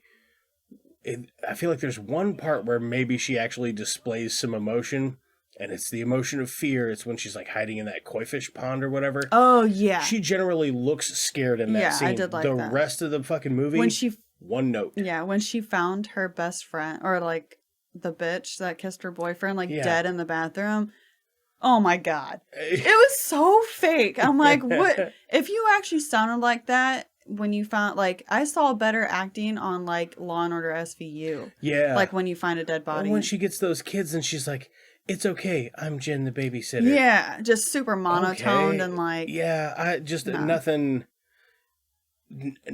interesting really going on with her at all. And and the stupid decision she made, like how she talks to the police and he was like, oh, well, you know, you got the alarm system and blah, blah, blah, you're safe in the house. Yeah. The next scene, she's running to the guest house because she sees a shadow. There's literally a stranger calling you. You know he is watching you. Why the fuck would you leave the house to go to a guest house that you don't know because you tried calling it? The guy didn't answer. Right. Why would you go over there? So that means it's probably the guy. Yeah. You know, because he didn't answer the phone. And then you like also leave the house with the kids in the house by themselves. It's fucking... With a stranger. Crazy. Being creepy. Like, what? Absolutely fucking bonkers, man. Yeah, I don't know. I don't know what else she's in. Let me take a look at her filmography here. 10,000 BC. I don't recall her in that. She's in The Quiet from 2005. She's in Push from 2009. From Prada to Nada from 2011. So she's in The Lost World, Jurassic Park? I don't think so. Carter. It looks like mostly she's in a bunch of horror stuff. Couple of rom-coms here. I can definitely see her being in a rom-com rather than a horror. She's in a surf movie from 2000 called Rip Girls. Ooh. Good God. Oh, yeah, pretty good. Oh, shit. She's in fucking The Patriot with Steven Seagal. That's cool. Yeah, she's in a bunch of shit, it looks like. And her acting's terrible. Well, hopefully it evolved after When a Stranger Calls. Yeah, I'm looking through her. Boy, she stays working, though. She's doing a lot of stuff. And I'm, like, looking through this, and I'm like, none of these are good. So maybe she's in Martial Law from 96, and that is a pretty good movie, but it looks like everything she's in is kind of junk. And that's probably because she's not very good of an actress. sure she's a very nice person, though. For whatever that counts. Yeah, I would get her out of there, and I would make more of the story make sense. Because because she doesn't... they don't portray her in a way that makes her seem like she's supposed to be dumb. Yeah. Like, she's supposed to be pretty sharp and well put together, I think, for the purpose of the film. But everything that she does is contradictory to that information because she just keeps doing the stupidest shit. Yeah. Like, if I'm watching kids and they're like, oh, don't wake the kids up, I'll be like, I'll be very quiet. Yeah, check just on them. Poke my head in and make sure there are kids. Make sure there are kids to begin with, yeah. But the husband and wife, they seemed great. Yeah. They were fine. Even little cameos, like the girl that kissed her boyfriend that shows up and she's like, oh my God, slut, come on. Tiffany. Tiffany. We're doing tequila shots. Yeah. She was fine. She was believable for doing what she was doing. Yeah, and then she gets murdered, so that's fine though. And her freaking, like, because there was a part and she's in the car and she's like scared. And then she is backing up to the gate, and because there was a really bad storm, and it was like super windy and stuff. Oh, yeah. And there's like, it wasn't a big log, it was a decent sized tree branch. A branch, yeah. Yeah, but I feel like her car could have definitely drove over it. Yeah, well, she gets out and she's like trying to pick it up, and she acts like it weighs hundreds of pounds. Yeah, and then boom, what's that called? Transition? Yeah, transitions to like the girl to where you don't really know if she's dead, but you're like, yeah, she's probably dead. She's probably dead. But if you're that scared, why get out of your car? You're right, yeah. I would just go back to the house. Yeah, or like try to get over the branch while you're in your car. Here with you. And then, yeah, like, because it's weird, later in the movie when emergency services shows up, and so do the husband and wife. I didn't think about that. Nobody had an issue with the branch. Yeah. Yeah, I didn't think about that. Yeah, continuity matters. And I guess he would have had to move the car because the car was in the middle of the driveway. Car in the middle of the driveway, blocking the entire fucking driveway. How'd they all get up the drive? Yeah, for sure. I mean, I suppose the keys were in it. That's why he would have had to move it. But then, I mean, I guess it was storming really bad, as you want to have heard. But I don't know. There's like just all the little stuff that you're like. It all adds up. Yeah. It all adds up. Yeah, for sure. I don't even know that I had a ton of laughs with this. There was some stuff I did enjoy fucking kind of poking fun at. Yeah. Like when the guy calls in, he's just fucking heavy breathing. Like, obviously, he's masturbating. Yeah. I mean, he's not, but that's, you get the visual, be like some fucking creep just fucking stroking it while he's like, I want your blood all over me. Yeah. Oh, God. The fucking, I like the way there's like, oh, there's a live-in maid. Her name's Rosa. You see her once for feeding the koi fish. 10 seconds. Yeah. And then you see her dead body later in the movie, though. She looks like a very nice lady. Yeah. I did like how they hid her body in the koi pond. And when she went under, she saw it. I liked that. Because you didn't, at least I didn't expect it. That's the bit I'm talking about where she's acting. Oh, yeah. She seems genuinely terrified that she goes underwater and sees that fucking corpse there, and she like shrieks with her, underwater. It's sound design for us. Maybe they just didn't tell her. And that's why it was actually real. Maybe they didn't tell her, yeah. Maybe that's why it was good. Yeah. Yeah, I mean, that part's fine, but that's like, that sucks that's your highlight reel for this entire, for sure. You know what I mean? Yeah. What do you? That's about all I've got for that thing. What do you give it for? I don't know. Probably landline cordless phone thumbs. Good God. It's for a bad movie. Like how much you enjoyed it. So whether or not it was good doesn't really matter. You're rating your enjoyment. 2.5. 2.5. Okay, hated it then, eh? Yeah, I mean, like, well, okay, because I gave the other one a 6, and the other one was definitely better, like, just how, because it was so minimal, and they did so much with that, I feel like it was really artistic in that way, and I did like that aspect. This movie, I just feel like it was just nothing. Trash. Yeah. Like, they could have done so much better with it. Obviously, the production value was fine. Yeah. Like, it looks good. Yeah. Like, and visually. Mm-hmm. Sound design's okay. Yeah. That's fine. So, I don't know. I think I'm gonna stick with it, like, because I don't ever want to watch it again. yeah, I will never watch it. I'm gonna go middle of the road and just give it a 5. Like, congrats on making it, I guess. It is a thing out there that exists, and you can check it out for free on Pluto if you got, an hour and a half to kill, I guess. I do wonder, because Dave asked it too, do you think that's the origin of, like, he's in the house? Like, the call is coming from inside the house. Ooh, that's a good question. It maybe the original When a Stranger Calls. Oh, maybe, yeah, because I know that's a big thing. Like, when you hear that, you're like, oh, scary movie or whatever.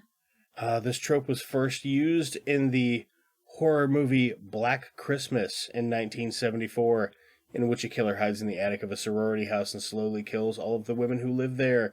But is also the basis for the entire plot of the 1979 horror movie When a Stranger Calls. Yeah, so the OG one, they took that plot, but that's originally from Black Christmas from 1974. Yeah. And then 5 years later, they just adapted it into When a Stranger Calls. And then in 2006, they were like, let's do that again. But make it worse. Shouldn't have, yeah. Listen to me, the call's coming from inside the house. You have to get out of there. I did love it, though, because it just makes it creepy. Like, can you imagine the police calling you and then being like, the call is coming from inside the house? I briefly, when we lived in town, I had a home invasion one time, and I was in the house at the same time that somebody else was in my house. No. And I didn't realize it at the time. Yeah. And then later, I fucking was like, how in the fuck did that happen?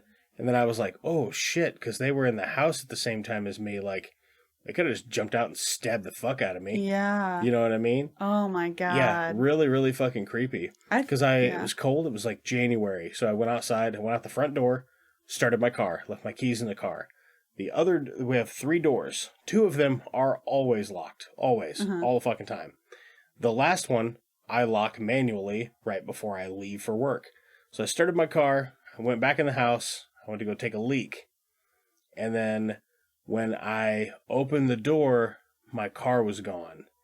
And I was like, motherfucker. And I had left the door open. Yeah. So what happened was while I was pissing, somebody took the car and another guy came in the house. And then, because I had closed the door behind me when I came out to look for my car. And so now I don't have my keys and all 3 of the doors are locked. So I'm like walking around the house being like, how the fuck can I get in here? Like, is there a window I can get through? So I'm checking the windows and shit. And then eventually I go over and I talk to my neighbor, tell him what happened. He called the police for me because I just fucking, my phone was in the house or whatever the deal was. I was fucking mad. It's January, there's fucking steam rolling off of me. I'm fucking pissed off. And I walked back over to the house. I was like, nah, I'll just wait outside for a minute. He's like, it's cold out there. I was like, doesn't matter. So I'm fucking so goddamn hot right now. It fucking not even facing me, brother. Don't worry about it. And I walked back over to the house and our front door wide open. They had been in the house while I'm walking around the house, and they're like, is this fucking guy coming back in? Probably. And as soon as I walked over to the neighbor's house, that dude fucking bolted. So, really fucking creepy. That's good concept for scary shit. For real. To see somebody being in the house with you and you don't know what their motive is or whatever. I'm sure the guy was just in there to steal something, but I didn't have shit to steal. Yeah, but you don't know. That's scary. Oh, yeah. Oh, my God. And it's like, I don't know how you felt after, but I feel like it'd be... Because that sense of security, I feel like, is just cracked. Yeah. To where you're just like, shit, this happened. It can happen. It did, I'm getting cameras fucking everywhere. So anytime after that I'd gone outside to start my car, I fucking just never started my car again. I was like, I'll sit in the car. Yeah. I'll pee, I'll go outside, I'll start the car, I'll fucking put on a coat and I'll listen to music or whatever and just sit in the car, freeze my ass off until it defrosts or whatever. That's why you get remote start. Right. Well, it's like the guy should have looked at my car and been like, this dude ain't got nothing to take. Like, we'll take the car and just call it square. Yeah. I had no reason to be in it. How are we going to take my silverware? Fucking, I didn't really have anything. You're going to carry my whole fucking desktop computer out with you? No. Yeah. Broad daylight. It's like fucking 9 a.m. No, but it was unsettling. You know what I mean? It was fucking scary. Yeah. So good premise for horror related stuff. Sure. How many? What did you rate it? 2? 2.5. 2.5. Oh, that's Yeah. very generous of you. Yeah. So 2.5, 5. I guess go ahead and move it to the other segment of the show.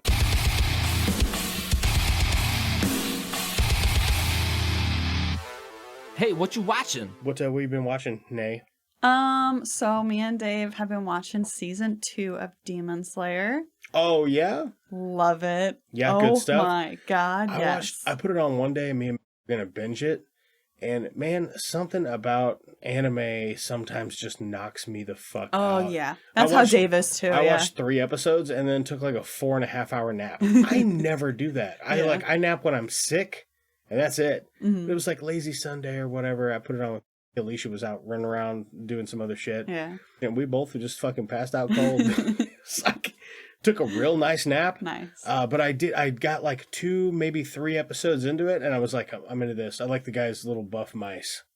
Me too. That's fucking hilarious. Yeah, Uzui. Uzui? Yeah, Uzui is his name. And his, like, obsession with Flashy. I fucking love it. It cracks me up. And his funny. his 3 wives. Yeah. I definitely have been liking the second season more than, like, because the first season I felt was like the build up, the backstory, and like my brother, he hates it. He's like, it's so slow. I was like, but you gotta give it a chance. Like it'll get better. It takes a little while to get traction. I feel like that show's got a really great pilot, and then up until he like gets his sword forged, it's a little on the slow side. Yeah. Like his first encounter with that big demon with all the arms in the woods. Great stuff. I like it when he finally breaks the boulder. Mm-hmm. It cuts through the boulder. Yeah. Oh, fuck, gives me chills. That's good. That's good stuff. Yeah. But yeah, there's a bit of it that's slow. Like the guy that trains him, I can't remember his name. He just wears that mask all the time. Oh my god, with a big old nose. Just a big old nose. Yeah. That's a specific type of Japanese demon. Oh gosh, I cannot remember what they're called, but I think part of the lore with whatever type of demon he's supposed to be is like they make the cold wind. Mm-hmm. Like the cold wind off the mountains. Those types of demons are what cause that cold wind. Oh, okay. Yeah. So I'm not sure what it's called or whatever. There's a fantastic book out there, and it's called Yokai Attack. And it's just a book, like a dictionary of fucking old Japanese lore monsters. That's cool. Yeah. It's on my wish list. I haven't purchased it yet, but I am going to someday. Yeah. I love a monster manual. Heck yeah. Yeah. Yeah, that's cool. Anyway, a little fun fact about that guy. Yeah. Yeah. So season 2 is cool though. Yeah, I've been loving it. The main kid. Tanjiro, yeah. I love his character. And he will headbutt a motherfucker. Yes! And his, like, just, I can do it. Like, I got this. I have to do this. Like, and then, I guess I don't want to spoil it. So I'm not going to talk about it. But there's a part to where I'm like, holy fucking shit. Like, he's a badass. But my favorite character, I think, will always be Zenitsu. Yeah. He cracks my shit up. Too. He's fucking... I love him. I like the way that they play him up like he's just a fucking coward. Yeah, but then he's just and then he goes into fucking beast he like falls mode or asleep whatever. And he's like, it's like a trance. Yeah, and he has just like and his little snot bubble. Yeah, love it. Yeah, very very funny guy. And then he's just his fucking like his breathing technique or whatever, like his lightning sword deal or whatever. Yeah. God, it's fucking cool. It is. It's fucking. So cool. It's just it's an OP move. Yeah. So no wonder they gave him like PTSD. Yeah, for sure. So he's a fucking fun character, man. Too. I like the it's the guy that wears the boar head. Oh, Inosuke. Yeah. I like him too. I just wish they would dial him back a little. He needs to grow as a character and pump the brakes a little bit. Yeah. He annoys the shit out of me. I like the way he's just a feral fucking. Yeah, he doesn't give a shit. He's like, I can fuck up anything. I got fucking.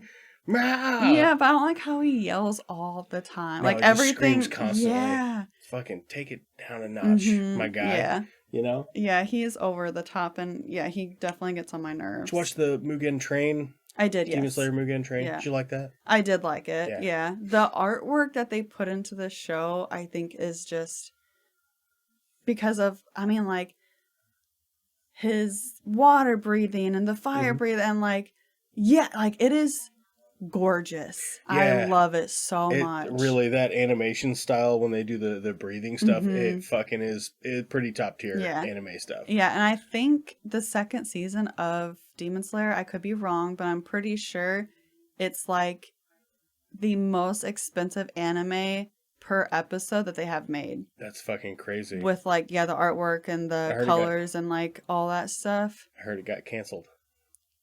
What? I heard it got canceled. Demon Slayer? I think so. You're fucking joking. I don't think so. I think this season 2 is the last of it. You just broke my heart. I'm sorry. You look like you're gonna cry. Because it's just so big. Maybe not. Look, I get a ton of movie news shit on my and I follow some like anime stuff or whatever. And this was one post that I saw.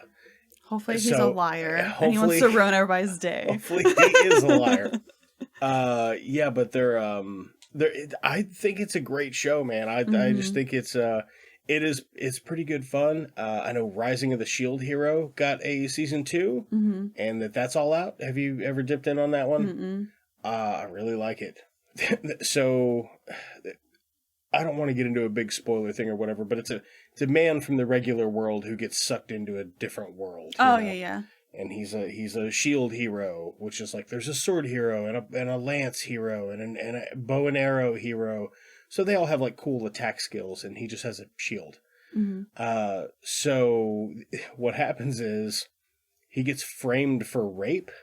Oh shit. And in the first episode, and then he's like ostracized. So he has to go level up by himself as a dude with just a fucking shield. So he like really has no attack power. Yeah, just defense. But it turns out maybe he's actually OP. So yeah, it's just a good fun story. Cool character cast. They kind of tread into some darker material, which I quite like. I usually like that too. I like to have one foot in like maybe this isn't for kids. Yeah. Now, I let my kid watch it, but she's 12 and really likes anime, and it's not her first exposure to something like that.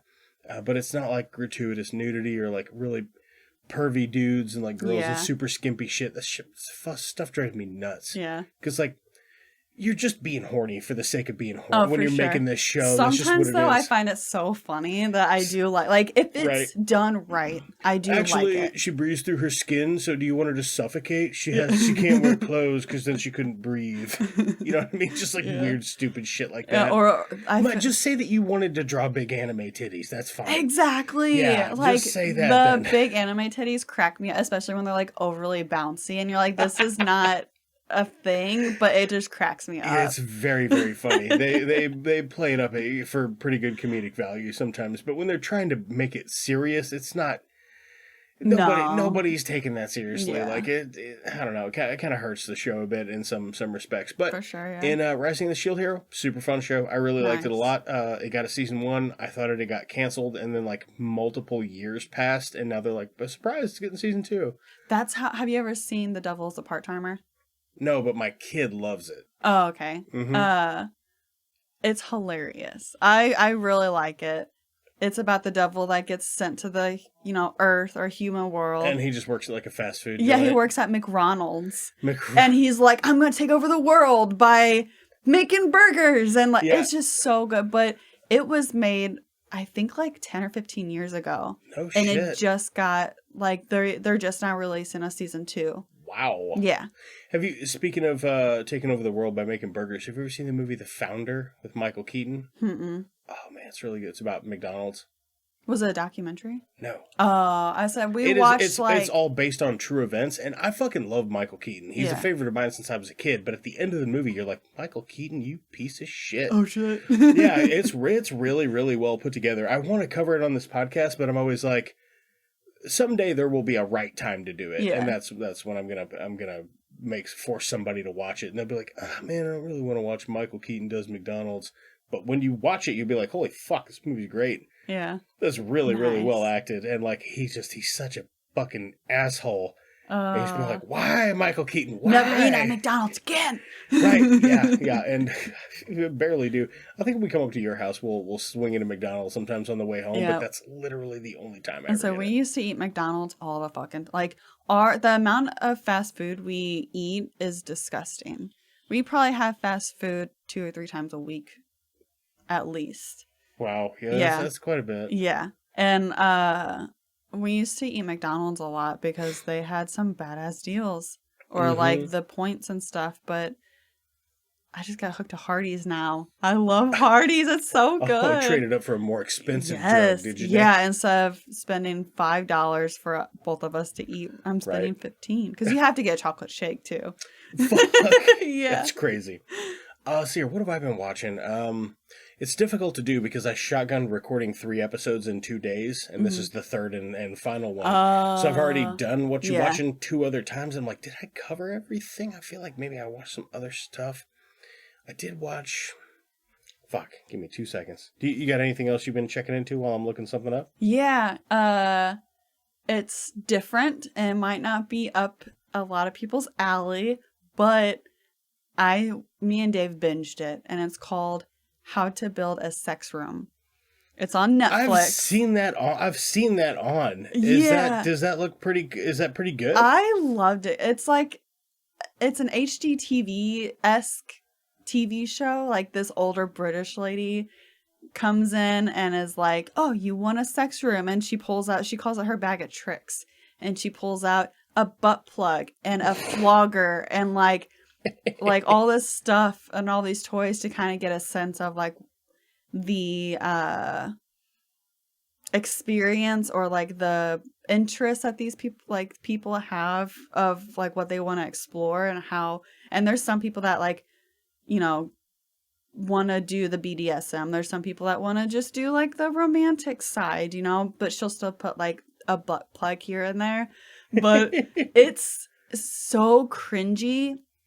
Like, it made me laugh so much. I loved it. Can't stop watching it, huh? Yeah, it was 9 episodes, and like I said, we binged it. It was good. I watched. Let's see here. I watched. Let me find it. I'm almost there. I watched a Day Shift with Jamie Foxx and. Oh, how was that? It's. That's the one with Franco, right? It's got Dave Franco, and Jamie Foxx. It was fine. It was fine. It's not gonna like blow your socks off, but it's just a fun popcorn flick, I guess. Okay. There's some cool action in it. The vampires are kind of cool. Yeah. It's not doing anything different for the genre. Okay. But it would be if Jamie Foxx was doing funny shit, but he's not. And Dave Franco's not doing funny shit either. It's like he's a straight edge nerd, and Jamie Foxx, he's a loose cannon that gets the job done. Oh. I was kind of hoping that they would play into like buddy comedy, which it kind of is, but like, I don't know. I always want Jamie Foxx to just be Motherfucker Jones. Yeah. Just in a different movie. I fucking love Motherfucker Jones. Yeah, if he was Motherfucker Jones in this, I'd be all in. I would be singing this thing's praise all over the fucking place. It was fine though. It was a fine watch. I mean, I wouldn't be like, "Oh, drop everything you're doing and go check it out." But it was pretty fun. Yeah, I saw it, and because I was interested in it, and then I saw it was horror, and I'm like, ugh. Did you watch any that Netflix series, The Sandman? No. I hear nothing but good things, but I'm like looking at it, good. it does not look like a thing that's for me. Yeah. But everybody everywhere is like, "God damn, it's a good show." Mm-hmm. So I'm thinking about getting into that. And there's another thing that looks like I can't tell from the look of it if it's for me or not, but it's called The Imperfects. On Netflix. I've been thinking about getting into that. It's like, let me find the info on it here. Genetic experiment gave 3 young adults monstrous powers of a banshee, a chupacabra, and a succubus. Now they hunt for answers. Now the hunt for answers begins. So it's like these 3, 20-somethings are like essentially turned into fucking monsters. And they have to try to figure out like how to undo it, I suppose. Interesting. Yeah. So what caught my eye about it was This here, I'll this cover image. Weird. Yeah, and I was like, whoa, that looks quite good and like creepy as fuck. Yeah. It's like, man, maybe I'll check that out. But it's like I put it on the other night, and Alicia saw it. She's like, nope, too late at night. And I was like, fucking okay, just vetoed it, huh? Yeah, all right. But yeah, I was thinking about checking that out. But as far as that, man, I got a comic book that I just ordered called God's Country. Looking forward to digging into that. I think I've mentioned that on the last 2 episodes, though. It's weird they all start to run together when I've got multiple of them on deck. Man, that's about it as far as the watching stuff. Norma Jean has a new album out, which I think is quite good. Norma Jean's a heavy metal band. I was like, probably I have not no your idea. thing. But that new album out, pretty good. Pretty good by Norma Jean. I'll pull up the name of it here. Name of the album is Death Rattle Sing For Me. Ooh. Yeah, it's good. It's a creepy name for it. Yeah. Good album though, man. I'm digging it. Haven't heard a new album by Norma Jean that I liked in several years. So it's kind of, I don't want to say back to original recipe, but it's more reminiscent of the last album that they had that I enjoyed. That's how I feel like a lot of bands are getting, like Papa Roach. Compared to, I know it's random. Yeah, but I was like, well, damn. All right. No, like, because they used to be kind of like the alternative emo, and then now they're like poppy emo. Or same with like A Day to Remember. Okay. They've turned like, they did I still like it, but they did a song with Marshmello. When you hear like, what's that? Is that another Marshmello? artist? Oh, Marshmello is like a beat guy. Okay. Yeah, he doesn't like sing or anything. He's like the beat. Yeah. The marshmallow head thing. Yeah. I have seen that. Yeah, but like A Day to Remember was like Purge, screamo and da da da da da. Like that's my fucking jam. And now they're doing like house music. Yeah, like just this. I mean, like I said, it's still good, but it's not. It's just poppy, and I don't know why people are like. I don't. It's just weird to me how people. Or like bands, I don't know if they're just going with the times and want to be relevant, but they just like their screamo stuff, like maybe minimal screamo. I mean, bit of both, yeah. Yeah. Well, screamo's been dead for a hot minute, but I think it might be coming back. Dave referred me to listen to some Hot Mulligan. Oh yeah, yeah. Some of that's kind of in that ballpark. A lot of it's like more emo-y than I personally care for, but they have a couple screamo-y jams that I'm like, that's it's all right. It's like, pretty good. Emo's my. I like the emo stuff. yeah. I like a ton of it, but it was for a much younger, much angstier young lad. Yeah. So like me as an adult, I'm like, it's not like, oh, I used to listen to this. What a dumbass. I still like it. I like it for nostalgic purposes, but I am probably not going to get into more of it now because it doesn't. There's not that headspace for it that there used to be. Yeah. But I mean, I think that's all I've got for this one. Renee, is there anything else you'd like to add? I do want to throw in some very exciting news. Okay. Criminal Minds is coming back. Criminal Minds is coming back. Yeah. Yeah, I saw that. That's exciting stuff. Heck when is that? Do you know when that's supposed to come back? I'm not sure. I know a lot of the original cast, or not the original cast, but like when it ended, Garcia is supposed to come back. JJ. Do you know any of these people? No. Okay.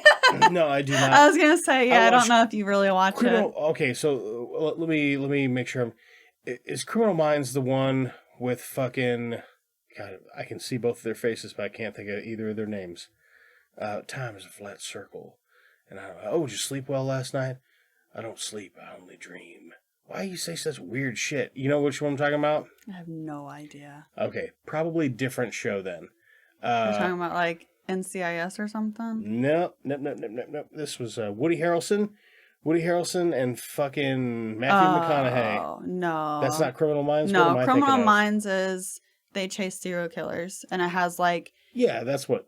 Oh, well, it has like Spencer Reed, which is like the nerdy guy. And then you have like Penelope Garcia, who's like the tech lady.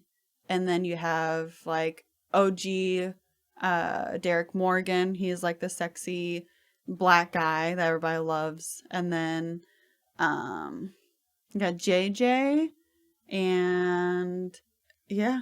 Gotcha. Yeah, I'm looking into some of this stuff here. So it's a really, really good show. I love the different serial killers that they like do. Some of the side story with like the specific characters, like Reed's story, goes off the fucking wagon. Yeah. Like he goes to prison, he's like framed for murder, gets addicted to drugs, like all this stuff, and he's just like his girlfriend like dies because the killer like commits suicide and kills both of them. Holy shit! Like it's out there. He's got some juicy backstory. Yeah, huh? but he's just like this sweet like nerd guy. His mom has schizophrenia and shit, and his mom is oh my god, role models. The fucking corn dog lady. The corn dog lady. Yeah, do you remember? Or like the pig in the blanket lady. Like she's just like super inappropriate. She's like a part of she's like the head of the Sturdy Wings. Oh god, yeah.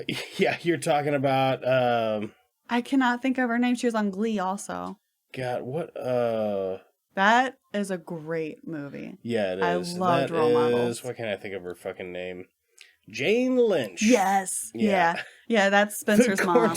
What's that look like? I know. That part cracks me up. And I don't think it's a corn. I think it's like a pig in a blanket or something. Yeah, bagel dog. Yeah. You gotta give a bagel dog Oh fix. my god, it cracks me up. She's fucking hilarious. Yeah, man. she is. That's like my favorite role. Yeah, for her and that's ever. weird. Like, that's what kind of makes it weird, like, her in Criminal Minds, because she has schizophrenia. Like, because I've only ever seen her in, like, goofy stuff. Right. Yeah, I think And most so people know like, her from either Role Models or Glee. I think. Yeah, so her being like the schizophrenic, like kind of serious person is just kind of weird, but she does really well. And she hosted fucking The Weakest Link. Yeah, yeah, and we just kind of randomly put it on one day, and I was like, "Holy shit, it's fucking Jane Lynch." Yeah, she's kind of a B word on it. She's kind of a B word. Yeah, she's supposed to be. That's how they always. Play I was show. like, because it used to be like a British redheaded lady, and she was mean as fuck. Oh, really? So it's like they're like, who can be super mean? How about Jane Lynch? Yeah, and they're right. She can. Oh be. yeah, but she has like a nice face, like just a friendly, personable face to where I feel like maybe it doesn't come off as mean. No, she's very mean. Yeah. It's like how she talks to some of the contestants and like, why would you say this? Or like, you're a fucking dumbass. Idiot. Yeah. I'm like, oh my god. Thought you were a smart fucking lawyer, huh? Yeah. What a dumbass. Yeah. Yeah, because I've only ever known the original show, like, you are the weakest link. Goodbye. Yeah. Like, that's all I ever knew. So actually watching the show and just seeing, I'm like, damn, I don't want to be on that show. She's back, baby. Yeah. Well, I think that's going to do it here for us. We appreciate you guys listening. Appreciate you telling a friend. We appreciate you any, ad spats or whatever we do. We appreciate you using that promo code and getting yourself some shit. I just say that because I might have dropped an ad in this episode, or maybe I didn't. Who knows? If you'd like to contact the show, at It's Just Two Movies on Twitter or Instagram, It's Just Two Movies at write us at It's Just Two Movies at gmail.com. We're also on Facebook. I'm trying to post stuff on Facebook more regularly, so if you hunt us down on there, give us a like or subscribe or whatever for like and subscribe on YouTube and all the other various platforms TikTok. that we have. Yeah, good that's old right. TikTok. If you like this show and you want to support us, you can always buy me a coffee, buymeacoffee.com/It's Just Two Movies. I think that's all I've got. So as we say here at the end of every episode of It's Just Two Movies. What does that mean? Yep. You guys aren't going to start sucking each other's dicks, are you? Let's all that gold talk! We're a one-eyed Batman! Can I make a suggestion that doesn't involve violence? Or is this the wrong crowd? Maybe we should call in a bomb threat to Houston. I think it's free beer night at the Astrodome. The Jedi, Bob. We don't fight with guns, we fight with our mind. Cousin businesses are booming. That is one big pile of shit. Jog on.